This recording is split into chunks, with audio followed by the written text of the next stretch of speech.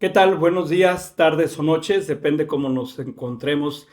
Este es un episodio más de Teología para la Vida Cotidiana. Me había tardado en hacer el episodio nuevo porque el trabajo me está absorbiendo mucho y luego surgen otras cosas. Pero una cosa que me preguntaron el otro día, que es muy común que pregunten cosas, es ¿por qué en la iglesia no se han ordenado mujeres sacerdotes? ¿O por qué no pueden los sacerdotes casarse y tener familia? ¿O por qué no cambian las reglas para muchas cosas? Y yo les digo que la iglesia es como un barco muy grande, que para que se mueva tiene que moverse despacito y tiene que moverse bien, ¿sí? Generalmente la iglesia cuando se mueve hace los llamados concilios vaticanos, ¿no? Un concilio donde se reúnen todos los obispos de la iglesia y empiezan a platicar sobre la realidad, porque los concilios se dan cuando la realidad les queda muy grande a la iglesia. De pronto hay que pensar de nuevo las cosas, mmm, considerar muchas situaciones, cómo va evolucionando la sociedad, cómo va evolucionando el mundo, aunque es cierto que hay principios inmutables, hay dogmas y hay todo, la manera de interpretar puede cambiar y puede darse de circunstancias distintas, ¿sí? La iglesia se transforma conforme se va transformando también o se va requiriendo en la sociedad para dar un mejor mensaje. Y no quiere decir que la iglesia se sujete a los tiempos, sino que la iglesia camina con la sociedad, camina con el mundo y camina con la historia. Eso es algo muy cierto. Tan solo en el siglo XIX la Iglesia todavía no condenaba la esclavitud. Fue hasta un concilio vaticano cuando condenó la esclavitud. No quiere decir que aprobaba la esclavitud, sino que la condenaba, no la condenaba. Y así muchas cosas que en su momento podría sentirse como, pues, ¿por qué no lo habían hecho antes? ¿Por qué es una gran crítica? Bueno, pues porque se va moviendo con el mundo y se va moviendo con la historia. Pero de eso no se trata hoy. Quiero introducir esto porque quiero afirmar algo. La vida de la iglesia no es una vida lineal, ¿sí?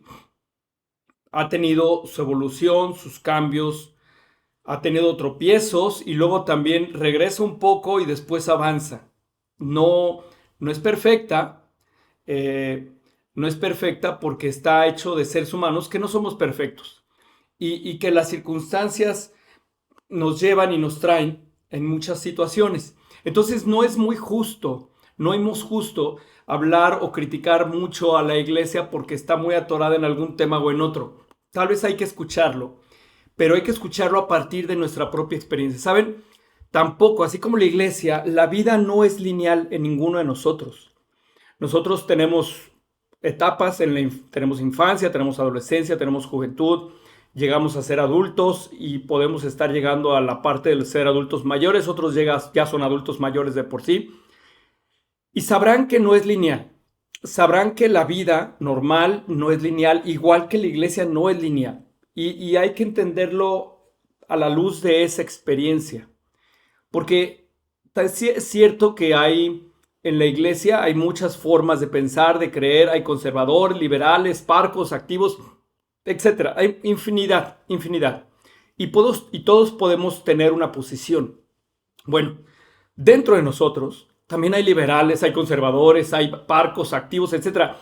Nuestra propia personalidad se compone de muchos elementos fundamentales que hace que la vida vaya cambiando y evolucionando, y también nosotros tenemos que hacer, y es lo que quiero llegar, nosotros tenemos que hacer nuestros propios concilios. Fíjense, la iglesia evoluciona porque tiene que empezar a responder ante una realidad que de pronto le queda grande. Nosotros, hay realidades que nos quedan grandes. Díganme si no, cuando tenemos una crisis, la muerte de alguien, el rompimiento emocional de pareja, de amigos, etcétera, un fracaso económico, cualquier cosa que entre a ser una crisis en tu vida, de pronto parece que la realidad nos queda grande, ¿sí? Que la realidad nos sobrepasa, que la preocupación, la angustia, la forma de hacer las cosas nos sobrepasa. Y sin embargo, ¿sí? La iglesia se mueve, pero nosotros no. Es decir, es bien curioso cómo podemos pasar las etapas de la vida sin haber hecho nuestros propios concilios, ¿sí? Es decir, tratamos siempre de apegarnos a nuestras creencias infantiles, viejas, obsoletas, porque ¿saben qué? Nos da seguridad, pero la tensión es muy fuerte y aquí tenemos que enfrentar en tiempos de crisis varios caminos, pero especialmente en dos partes. O nos volvemos radicales, intolerantes, para proteger nuestras viejas creencias, o hacer nuestro concilio, nacer de nuevo, desafiar nuestras creencias, nuestras ideas, incluso nuestra fe, transformarlas y adecuarlas a una realidad distinta. La iglesia hace su chamba, pero a veces nosotros no lo hacemos. Cuando yo era joven, muchos que me conocen sabían que yo era muy intolerante. Tenía reglas muy estrictas acerca de la fe y la moral, muy establecidas. Pum, pum, pum. Es más, caminaba y caminaba derechito, hasta mi caminar, tenso, recto. Y me funcionaba en mi época, en mi etapa, porque me cuidó de muchas cosas. Pero después ya no. Después aquello se colapsó. Y después andaba como un perro con la cola entre las patas porque ya no sabía todo un concilio completo de mi vida. Y peleaban los conservadores dentro de mí, los liberales, los parcos, los activos, peleaban todos en mi interior, ¿sí? Porque había que redefinir mi experiencia, sobre todo mi experiencia de fe. A ver, yo era muy estricto, ¿sí? Yo era completamente radical en muchas cosas, moralmente, y de pronto me caso y luego soy divorciado y luego vuelto a casar y es una locura y luego después estoy tratando de hacer trámites de nulidad matrimonial. ¡Qué locura! O sea, todo aquello de lo cual yo criticaba, de lo cual era muy intolerante, de pronto se volvió contra mí y tuve que hacer todo mi concilio vaticano en mi cabeza y tratar de cambiar esas creencias, tratar de entenderlas primero, porque al final tuve que entender que esto pasa en la vida, porque muchos nos apegamos a las viejas historias y creemos que eso nos va a cuidar y nos va a proteger y no. Y entonces hay relaciones de pareja, por ejemplo, que se mantienen unidas, miserablemente unidas, ¿sí? Sin ningún tipo de plenitud porque nuestra mente se ha anquilosado, se ha hecho de piedra, nuestra inteligencia, nuestra capacidad, nuestra inteligencia emocional, de la cual no somos responsables, tenemos que ser responsables de ella, y nos creemos nuestros mundos rosas, ¿sí? A veces la fe, cuando estamos más jóvenes, es una fe rosa, hermosa, ¿sí? Cantos, mensajes, ilusiones, sensaciones, y después ya no es rosa, se vuelve la vida con sus crisis, nos hace reentender la fe y a veces se vuelve un poco amarga. Y el asunto es que hay que aprender a saborear esos pequeños toques de fe amarga que tienen un valor muy grande. Es como la cerveza. A mí no me gusta la cerveza porque es amargo el sabor. El gusto por la cerveza se hace cuando tú tomas cerveza y empiezas a percibir tu digestión, su sabor, cómo te quita el calor. A veces la fe se transforma, deja de ser rosita, deja de ser buenita, ¿sí? Se convierte en algo más profundo, más serio. A veces un poco amargo y a veces un poco dulce. Y a veces lo amargo es bueno, ¿sí? No nomás lo dulce. Tal vez un poco seca, tal vez, pero más auténtica y más honesta.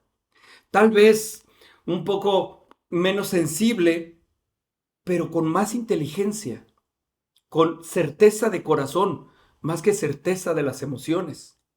Entonces, cuando la realidad nos supera, porque en la vida tenemos crisis, de pronto tenemos que mover este barco que somos nosotros, ¿sí?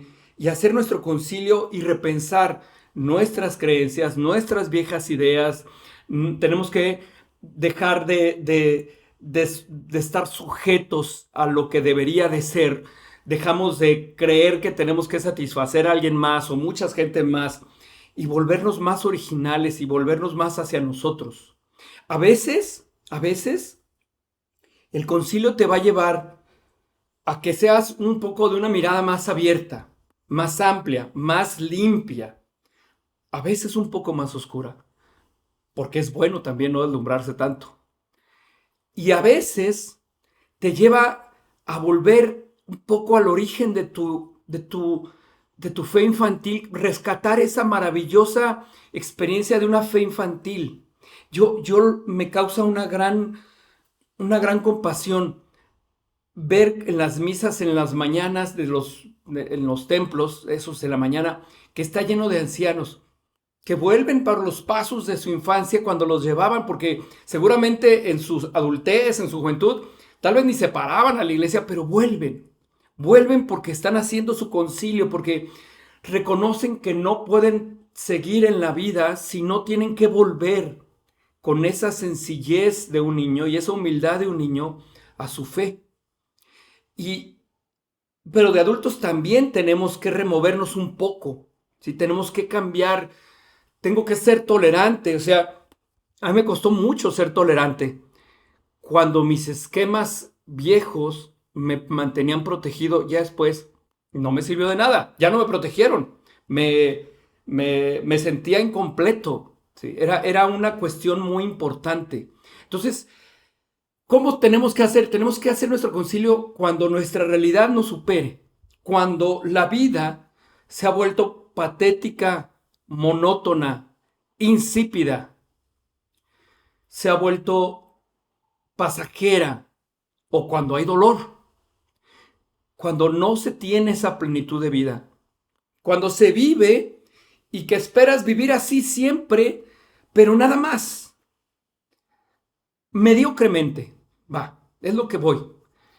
Y en ese sentido, el vivir mediocremente puede ser incluso más peligroso, porque bueno, cuando tienes crisis, pues va bien, ¿no? De pronto te brinca, pero cuando hay una mediocridad en la vida, cuando estás casado con tus creencias viejas, pero todo parece que va, pero no avanza, pero no camina, pero basas tu confort, o sea, estás confortable pero no incómodo, y lo incómodo a veces te puede llevar a mejores espacios, a desafíos mayores, cuando la vida no te desafía, cuando no hay eso. Entonces es tiempo de hacer un concilio, es tiempo de reestructurar las ideas en la cabeza y reestructurar con Dios en muchos sentidos, ¿sí? Es quitarse la venda un poco y volverse un poco más compasivos con uno mismo para empezar, que ya es mucho, ¿sí? Y desafiarte y tratar de poner un apellido al nombre de Dios en tu vida, ¿sí? Entonces, definitivamente hay que hacer un cambio. ¿Tendremos certeza de que hacemos lo correcto cuando reestructuramos todo? Pues definitivamente no. Pues de eso se trata la fe. Es decir, si yo me agarro de las reglas, de las normas, y yo me lo quiero tomar como porque es mi forma de sentirme seguro o segura, entonces no tengo miedo de no hacer lo correcto, porque si algo sale mal, yo le echo la culpa a las normas. Pero si algo hago yo y quiero yo hacer esto y no tengo certeza, pero lo tengo que hacer en base a un ejercicio muy maduro y adulto, responsable de desarrollar mi propia conciencia individual, de ser responsables de mi propia inteligencia, decisiones que se hacen a la luz de Dios en un proceso muy interior de oración, de orientación y de reflexión. Cuando yo me sujeto a las viejas normas, a los esquemas pasados, y no camino, sigo en mi situación mediocre o estoy enfrentando una crisis y quiero resolverlo con las viejas medidas, pero ya no funcionan, entonces tienen que tener la certeza de que no va a haber certeza, de que van a ejercer una de las cosas más importantes que Dios nos dio, que es la libertad. ¿Y nos podemos equivocar? Sí, pero no nos dejaremos de mover. Entonces, en mi mente me vengo yo, en mi cabeza, mis recuerdos, cuando duré durante años traté y luché con mis viejas formas, mis viejos preceptos. Hasta decía, voy a perdonar porque es bueno que perdone y lo debo de perdonar y debo de... Y ese daño, pues hay que perdonar porque, pues si Dios me perdona a mí, ¿por qué yo no voy a perdonar a los demás? Tonterías, porque me fue peor. Y no quiere decir que no perdone, quiere decir que mi interpretación sobre ese principio del perdón estaba tan mal hecha que lo que había detrás era un miedo terrible a dar pasos. Porque mi soberbia era tan grande que pensaba que mi forma y mi manera de ver las cosas era la correcta y cuando no era así. O que pensaba que yo podía dejarme llevar por eso que uno siente todo el tiempo y por lo que uno piensa y luego buscaba esas magias pseudo religiosas de que Dios me habló porque me encontré, porque soñé no sé qué cosa y después vi esta cosa y luego alguien me llegó con una palabra. Y a veces cancelamos la inteligencia y cancelamos la capacidad de pensar, de sentir, de amar. ¿Por qué? Porque me quedo atorado allí. Les voy a poner un ejemplo. Una vez se me acercó una señora muy devota, muy religiosa, con un esquema religioso bien hecho, bien estructurado. ¡Pum! Y la vida, ¿por qué es la vida? Quiero aclarar algo aquí. Dios, yo creo, yo lo voy a decir así como yo creo que Dios no pone pruebas. Tengo la certeza interior que no pone pruebas. Porque Dios no es la causa, es la solución. La vida nos pone pruebas. Y entonces Dios se convierte en la solución de la prueba, no en la causa de la prueba. Me dijeron hace días que si yo creía que Dios ponía pruebas, no, yo creo que Dios es la solución de las pruebas y que la vida tiene sus propias pruebas. Bueno, pues voy a esto. Una señora con una muy estructurada capacidad religiosa, estable, alguien, digámoslo así, religiosamente piadosa, de pronto su hijo le confiesa que es homosexual. Parecía que su mundo se le caía. Y entonces, platicando, ella decía, ¿qué voy a hacer? Y yo, ¿qué voy a hacer de qué? Es que ella rechazaba lo homosexual. Le digo, ¿por qué lo rechazabas? Porque están en pecado. ¿Pecaron contra ti? No, contra Dios. ¿Qué te importa? Deja a Dios que haga las cosas que Él quiere hacer como quieras hacerlas. Y tu hijo es un homosexual. ¿Y qué vas a hacer con él? Bueno, lo trató de llevar a terapias de conversión. Definitivamente no funcionó. Y el muchacho había que seguir todo un proceso. Y le dije, pues lo que hay que hacer es, tienes que amarlo. Y si el muchacho tiene algo, hay que seguir un proceso terapéutico. Pero no quiere decir que se le va a quitar nada. Quiere decir que puede encontrar un camino. Y a Dios déjale lo demás. Entonces la mujer tuvo que romper, por amor a su hijo, tuvo que hacer todo un concilio para poder abrazar a su hijo, para poder recibir a su hijo homosexual, ¿sí? Recibir a su hijo homosexual.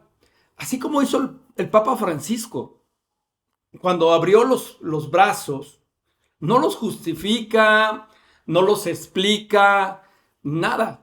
Los recibe con abrazo a otros gentes de preferencias distintas. Los recibe con amor. Lo criticaron porque le está dando entrada a la iglesia, porque esto, porque el otro. Los estaba haciendo algo muy evangélico, recibirlos, amarlos como Jesús amó a otros, le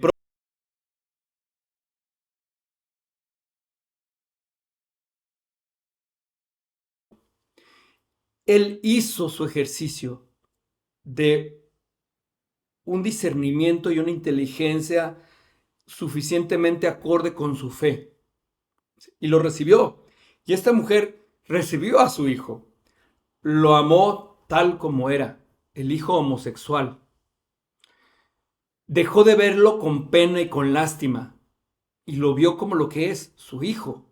¿Sí? Entonces, tenemos en ese sentido que muchas cosas en nuestra vida tienen que reajustarse.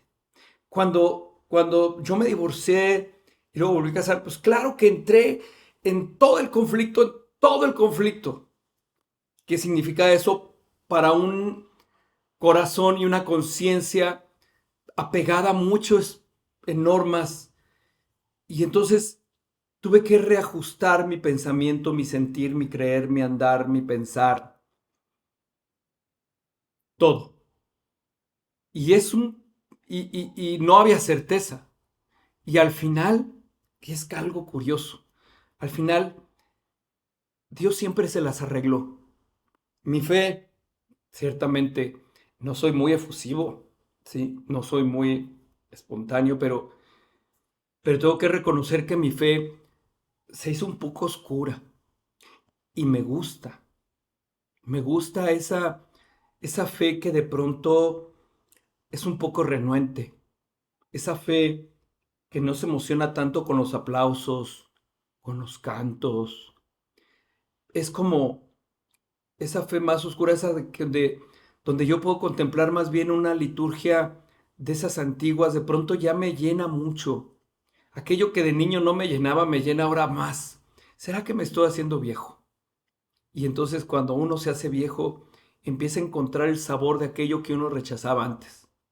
Entonces, ¿cómo hay que hacer un proceso de concilio? Pues eso, hay que interiorizar, saber que dentro de ti hay liberales, hay conservadores, y escucharlos a todos y aprender a soltarte, ¿sí? Tú aprender a justificarte en las normas y en las reglas y más bien hacerlas tuyas, comprenderlas, por qué están allí, de qué se trata. Al igual que los concilios de la iglesia, cuando la realidad nos queda chica, hay que expandir la fe. Hay que confiar, sobre todo, que Dios puede confiar en nosotros, en nuestra capacidad de discernir, en nuestra capacidad de pensar, de ser adultos inteligentes, de ser adultos que no nos quedamos atorados en una vida mediocre. Eso yo sí lo veo mucho. Tal vez la oportunidad de una crisis te lleva a dar un brinco. Pero lo peor es que cuando no hay crisis, o al menos no las quiere uno ver y mantiene todo más o menos parejo, la mediocridad es asquerosa, porque es ni frío ni caliente, como tibio, ¿sí? Habrá que hacer el concilio, no habrá certezas, pero siempre habrá la confianza de que hacemos lo que Dios quiere que hagamos, que es aprender a tomar decisiones y ejercer nuestra libertad en la toma de decisiones responsablemente. Claro que implica toda una responsabilidad con nuestra fe. A la iglesia hay que escucharla, claro, hay que entenderla, no rechazarla solamente por rechazarla, sino comprender, pensar, pedir, moverse, ¿sí? Y decidir. Entonces, el ejercicio de la libertad es un ejercicio indispensable en nuestro propio concilio. Nosotros tenemos que hacer un concilio, porque yo creo que pedir a Dios que nos haga buenos es incompleto. Eso de ser bueno se me antoja hasta aburrido. Pedir a Dios que nos haga santos es como soberbio, ¿no? Eh, Como que si la santidad fuera un objetivo cuando realmente no es un objetivo, es un camino. No, nadie, bueno, sí, hay quien cree, y yo creía que llegar a ser santo era un objetivo. No, no, no, es un camino que a veces no parece muy santo, ¿sí? Entonces, pedir a Dios que nos haga santos es un tanto soberbio. Pedir a Dios que nos ayude a ser libres, eso, eso nos hace buenos y nos hace santos. Ese es un camino, porque al final, pedir a Dios ser bueno, ser santo, es también un poco mediocre. Porque, ¿saben qué? No lo hacemos nosotros, lo pedimos a Dios, pero si yo le pido a Dios ser libre, que me dé la capacidad de inteligencia para yo decidir, que me haga responsable de mi inteligencia y de mis capacidades para yo decidir, eso Eso nos acerca más a la santidad, nos acerca más a la belleza de la voluntad de Dios en nuestro caminar. Cuando hablo de teología para la vida cotidiana y hablo yo para la gente que no tiene estructurada o no está perteneciendo estructuralmente a la iglesia y me pregunta sobre la iglesia, que por qué, les digo, pues como tú mismo, como tú misma, como yo mismo. Hay que desafiarse, ¿sí? Hay que desafiar. Nuestra vida no es lineal. Lo que yo aprendí de fe de niño, lo que hacía con esa fe de niño y como lo hacía ya no es la fe del adulto ni la del viejo. Si mantienes esa idea, entonces tenemos problemas. La vida nos desafía, tus crisis te desafían y tienes dos caminos. O te haces radical, tontamente radical, o te arriesgas y haces el paradójico salto de fe. Y no solamente aprendes a tener fe en Dios, sino aprendes a tener fe en ti mismo y fe en que Dios te crea a ti. Entonces, hablar de un concilio es hablar de todo un ejercicio donde nuestra inteligencia, nuestra fe, nuestra oración, que es importante, nuestra reflexión, nuestro discernimiento es esencial. Nuestra responsabilidad es ejercer esas capacidades. Si tú no eres alguien que también estás llamado a tener tu concilio. Porque un concilio te puede volver a acercar a Dios. Porque si no te has acercado a Dios, una de dos. O porque nunca te acercaste, o porque tuviste una muy mala experiencia y te fuiste. Si tuviste una muy mala experiencia y te fuiste, pues trata de ser un poco más inteligente y repiensa tu fe desde tu perspectiva, no de la perspectiva de los otros, ¿sí? Incluso de la gente, pues buena, ¿no? Es decir, si a ti, mucha gente digo, me dice, es que el padrecito ese es muy rudo ¿Y qué es lo que tú quieres, tú crees o tú piensas? ¿Sí? Entonces, si tú no te acercas porque tuviste una muy mala experiencia de fe, yo creo que es tiempo de hacer un concilio. Si tú nunca te acercaste, te invito. Aún así, la gente que no se acerca mucho, creo que tiene una ventaja sobre la que se acerca mucho. No tiene los amarres que tenemos los que somos más cercanos a creencias viejas y anquilosadas. Y quiero terminar recordando la anécdota de mi hijo. Una vez que la llevé a misa, él tendría unos 6 años y entonces el padre estaba hablando sobre sobre el evangelio acerca de cuando el rey le dio unos talentos, la parábola de los talentos, ¿no? Y entonces mi hijo, con un descaro total de sus 6 años, dijo, yo creo que ese rey era malo. ¿Por qué? Porque les exigía algo que él no les había dado. Tuvo la osadía de contradecir todo el sermón del padre, pero él estaba seguro, pues ¿por qué? Y pensando bien, la parábola de los talentos también puede tener un enfoque distinto. También podemos decir que el que tomó el talento que le tocó y no lo reinvirtió, era una forma de estar en contra de la opresión de un rey opresivo. Y también es una enseñanza. Tuvo la libertad de ejercer un discernimiento que llevó a algo muy bueno. Él no estaba dispuesto a tolerar a un rey que era rudo, estricto, enojón, decía él. Y es valioso lo que él le habló. Es muy valioso. Habría que repensarlo. Esto es un episodio ya de Teología para la Vida Cotidiana. Ya espero hacerlo más seguido. Disculpen mi tardanza. Pero por lo pronto todos tengan un excelente día, semana, noche, mes y nos encontramos próximamente. Muchas gracias.